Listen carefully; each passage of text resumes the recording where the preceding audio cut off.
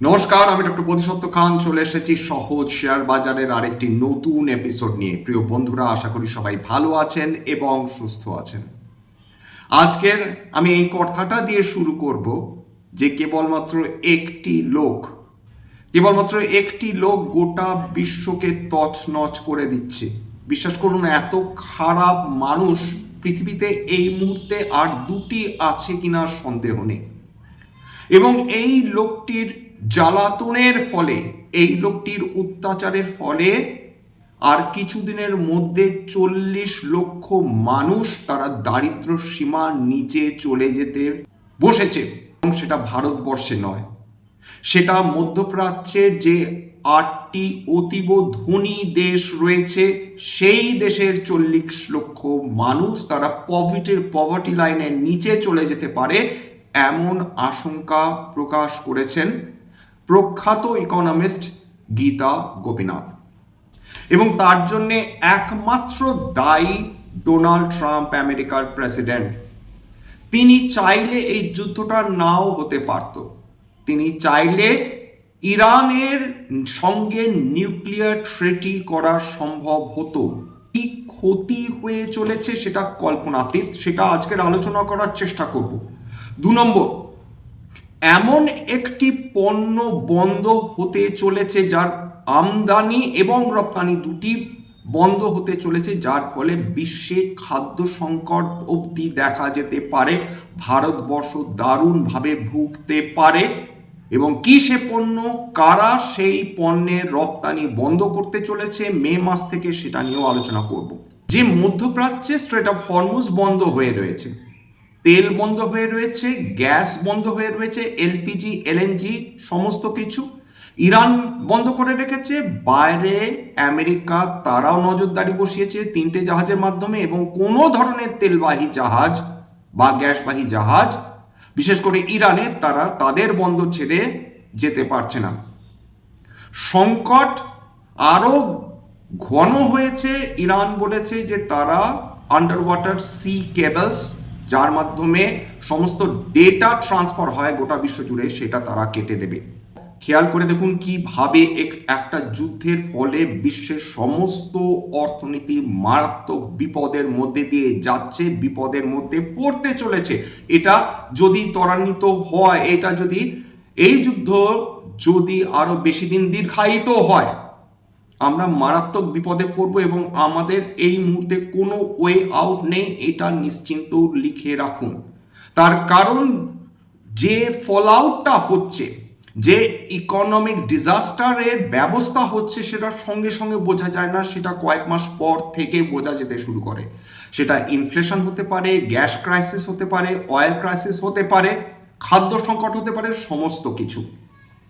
এবার আপনারা প্রশ্ন করতেই পারেন যে মধ্যপ্রাচ্যে তেল এবং গ্যাস বন্ধ হলে তার সঙ্গে হিলিয়াম এবং সালফারের কি সম্পর্ক এবং এরা কেন এত গুরুত্বপূর্ণ। এর আগে বেশ কয়েকটা এপিসোডে আলোচনা করেছি যে হিলিয়াম এমন একটি প্রাকৃতিক গ্যাস যেটা যদি একবার পৃথিবী ছেড়ে চলে যায় সেটা কোনোদিন ফেরত পাওয়া যায় না। হিলিয়াম অন্তত এখনো অবধি আর্টিফিশিয়ালি তৈরি করা সম্ভব হয়নি। এবং এই হিলিয়াম আসে কেবলমাত্র প্রাকৃতিক গ্যাস অর্থাৎ এলএনজি উত্তোলনের সময় হিলিয়ামও বেরিয়ে আসে এবং তার সঙ্গে বেরিয়ে আসে সালফার। সালফারের কি প্রয়োজন? আমরা তো সালফার ডাইঅক্সাইড এমিশনের কথা শুনেছি, বিষাক্ত গ্যাস হিসাবে এটা ট্রিটেড হয়। বিশেষ করে যে তেলে সালফার কন্টেন্ট বেশি, অর্থাৎ যে তেলের মধ্যে সালফার বেশি থাকে, সেই তেলটাকে উৎকৃষ্ট মানের তেল ধরা হয় না, কারণ সেটা তেলের কোয়ালিটি খারাপ করে দেয়, পলিউশন বৃদ্ধি করে। এই তেলের সঙ্গে যে সালফার উঠে আসে সেটাও এক্সপোর্ট করে মধ্যপ্রাচ্য দেশগুলো, এবং ভারতবর্ষ তার একজন বড় খরিদ্দার।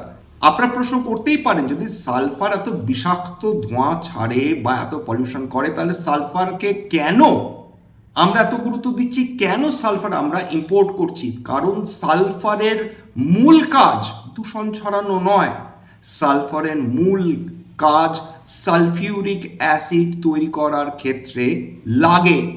এবং এই সালফিউরিক অ্যাসিড বিভিন্ন ধরনের সার, যেটা আমাদের জমিতে ব্যবহার করা হয়, বিভিন্ন ফসফেটস, সেই ফসফেট তৈরিতে এই সালফার কাজে লাগে।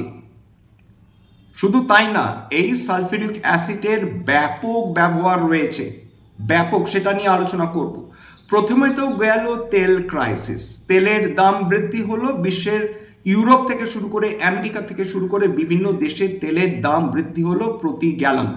ভারত সরকার এখনো অবধি কোনো ধরনের তেলের দাম বৃদ্ধি করেননি, কিন্তু ভবিষ্যতে এটা তারা আটকে রাখতে পারবেন না, অসম্ভব হয়ে যায়। যদি তেলের দাম $130 প্রতি ব্যারেল বৃদ্ধি পায়, আমাদের সমস্ত বৈদেশিক মুদ্রা ড্রেনে জলের মতন বেরিয়ে যাবে, আমরা কিচ্ছু করতে পারবো না। মধ্যপ্রাচ্য থেকে যে মুহূর্তে তেল বন্ধ হয়ে গেল, তেলের ক্রাইসিস শুরু হয়ে গেল, গ্যাসের ক্রাইসিস শুরু হয়ে গেল। আপনারা তো এলপিজি কানেকশন যাদের রয়েছে তারা জানেন কিরকম একটা সংকট তৈরি হয়েছিল। সংকট কিন্তু যায়নি, তার কারণ এখনো কোনো ধরনের গ্যাস আমরা মধ্যপ্রাচ্য থেকে পাচ্ছি না, বা যেটুকু পাচ্ছি ইরানের বদন্যতায় খুব কম পরিমাণ, আমাদের যেটুকু প্রয়োজনীয় সেটা তার জন্য যথেষ্ট নয়। এলএনজি লিমিটেড সাপ্লাই, এর সঙ্গে সাপ্লাই কমে গিয়েছে। হিলিয়াম কাজে লাগে সেমিকন্ডাক্টর যে প্লান্টসগুলো রয়েছে, যে যে সেমিকন্ডাক্টর চিপস যেগুলো তৈরি করা হয়, সেইটাতে একটা নিউট্রাল অ্যাটমসফিয়ার রাখার জন্য, ধূলিকণা সরাবার জন্য হিলিয়াম প্রয়োজন, অতি আবশ্যক। এবার সালফার যে বন্ধ হয়ে গেল মধ্যপ্রাচ্য থেকে, তাহলে ভারতবর্ষের সংকট কিভাবে হলো? মধ্যপ্রাচ্যে থেকে একটা বড় পরিমাণ সালফার আমরা ডেফিনেটলি ইম্পোর্ট করছিলাম, কিন্তু ভারতবর্ষের ক্ষেত্রে সালফার ইম্পোর্ট করাটা যতখানি না গুরুত্বপূর্ণ, তার থেকে অনেক বেশি গুরুত্বপূর্ণ সালফিউরিক অ্যাসিড ইম্পোর্ট করা। ভারতবর্ষ বিশ্বের তৃতীয় সবচেয়ে বড় সালফিউরিক অ্যাসিড প্রডিউসার। প্রথম সবচেয়ে বেশি প্রডিউস করে চায়না, 74 মিলিয়ন। সালফিউরিক অ্যাসিড মানে প্রোডাকশনের দিক থেকে রয়েছে ইউনাইটেড স্টেটস অফ আমেরিকা, কত? 36 মিলিয়ন টন, এবং তারপর ভারতবর্ষ 17 মিলিয়ন টন। অর্থাৎ ভারতবর্ষ বিশ্বের তৃতীয় সর্বোচ্চ সালফিউরিক অ্যাসিড প্রোডাকশন করা সত্ত্বেও ভারতবর্ষকে বিপুল পরিমাণ সালফিউরিক অ্যাসিড ইম্পোর্ট করতে হয়। কোথা থেকে করে? সবচেয়ে বেশি করে চায়না থেকে, তারপর অস্ট্রেলিয়া রয়েছে, ভিয়েতনাম রয়েছে, দক্ষিণ কোরিয়া রয়েছে, প্রভৃতি দেশের কাছ থেকে। কারণ ভারতবর্ষ 145 কোটি দেশ মানে মানুষের দেশ, সুতরাং তার প্রয়োজন হিউজ। সুতরাং এত প্রোডাকশন করা সত্ত্বেও শর্টফল হয় সালফিউরিক অ্যাসিডের, আমাদের প্রয়োজন হয় বিদেশ থেকে আমদানি করা। সেইখানেই এখন প্রবলেম হয়ে গেছে। চীন, তারা মে মাস থেকে সালফিউরিক অ্যাসিড এক্সপোর্ট হয় তারা পুরোপুরি বন্ধ করে দেবে বা রেগুলেট করবে বলে তাদের সরকার জানিয়েছে। কেন তারা করছে? তার কারণ চীনের নিজস্ব প্রয়োজন রয়েছে সালফিউরিক অ্যাসিড। অলরেডি এতদিন তারা বিনা বাধায় ইরান থেকে তারা সালফার আমদানি করতো, এলএনজি, এলপিজি তেল আমদানি করতো, কোনো সমস্যা হতো না।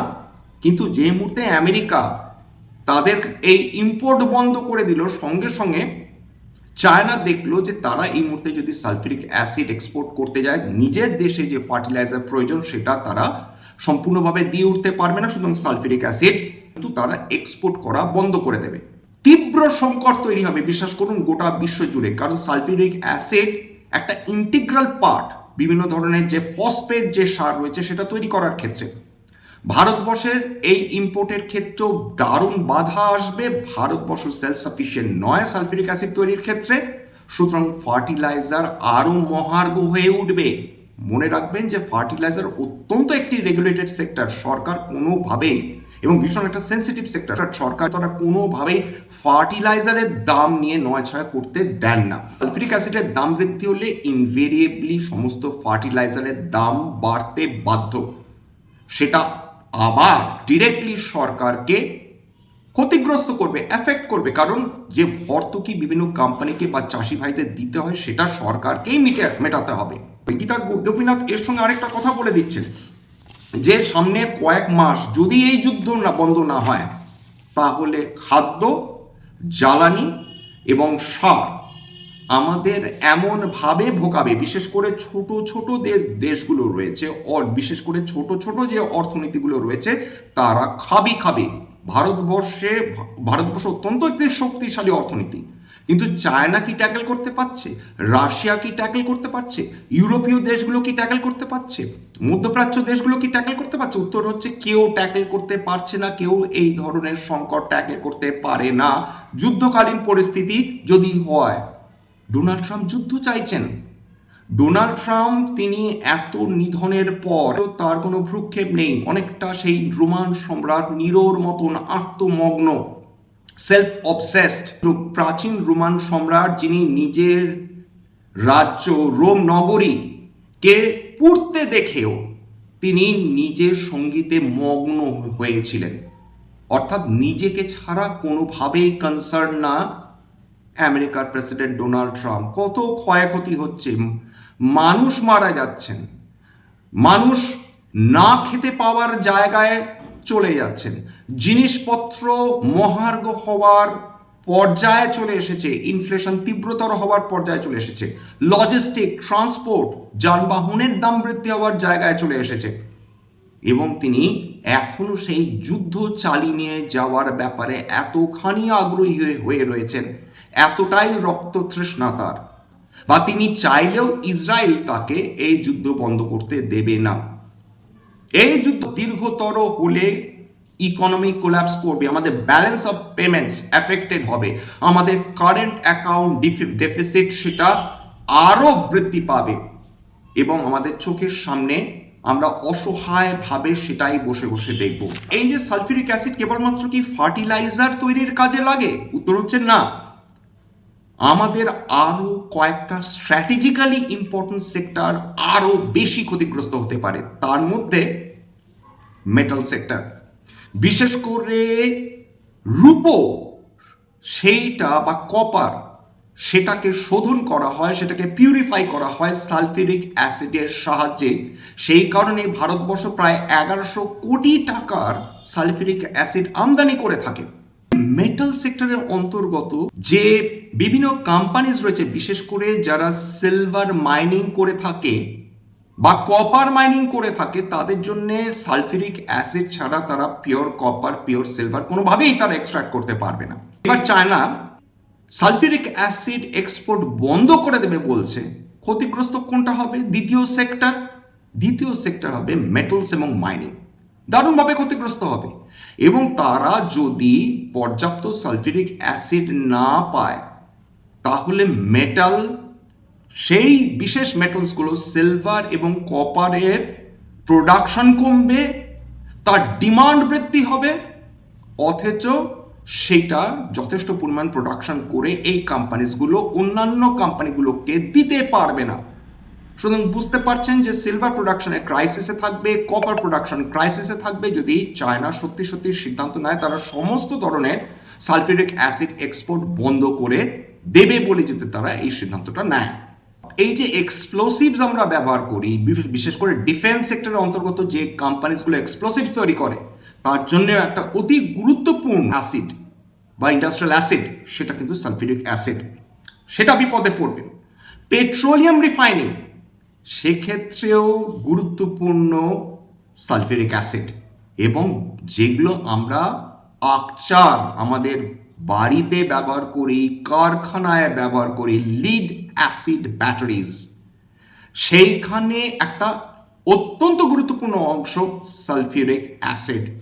এবার ভাবুন চাপটা কোন কোন সেক্টরে আসতে পারে যদি আমরা পর্যাপ্ত পরিমাণ সালফিউরিক অ্যাসিড না পাই। তো যে কোম্পানিগুলো লিড অ্যাসিড ব্যাটারিজ তৈরি করে, তারা যদি এই পর্যাপ্ত পরিমাণ সালফিউরিক অ্যাসিড না পায়, তাদের সেক্টর ক্ষতিগ্রস্ত হবে, তাদের সাপ্লাই, তাদের ডিমান্ড বেশি থাকলেও তারা সাপ্লাই পাবে না। এই কাঁচামাল মহার্ঘ হলে তাদের প্রোডাক্ট মহার্ঘ হবে, কারণ তারা ডেফিনেটলি নিজের ঘাড়ে এই ধরনের ইনক্রিজ ইন প্রাইস নেবে না, তারা এন্ড অন ইউজার্স যারা রয়েছে, কনজিউমার্স রয়েছে, তাদের উপর পাঠাবে, অর্থাৎ আমার আপনার মতন লোক। এটা আরেকটা সংকট সৃষ্টি করবে। যুদ্ধ কোনো সেক্টরকে ছেড়ে দেয় না। যুদ্ধের ফলে প্রাথমিকভাবে কিছু সেক্টরস ক্ষতিগ্রস্ত হয়, তারপর যত যুদ্ধের সময়কাল বৃদ্ধি হতে থাকে, তত সেকেন্ডারি সেক্টরসগুলো ক্ষতিগ্রস্ত হতে শুরু করে, ইকোনমি ক্ষতিগ্রস্ত হতে শুরু করে। ফরেন ইনস্টিটিউশনাল ইনভেস্টার্সরা তারা ক্রমাগত আগ্রহ হারাতে শুরু করেন বিভিন্ন বিদেশে বা বিদেশি দেশগুলোতে বিনিয়োগ করার ক্ষেত্রে। এর কারেন্সি এই ফরেন ইনস্টিটিউশনাল ইনভেস্টার্সরা না আসার ফলে ক্রমাগত দুর্বল হতে থাকে।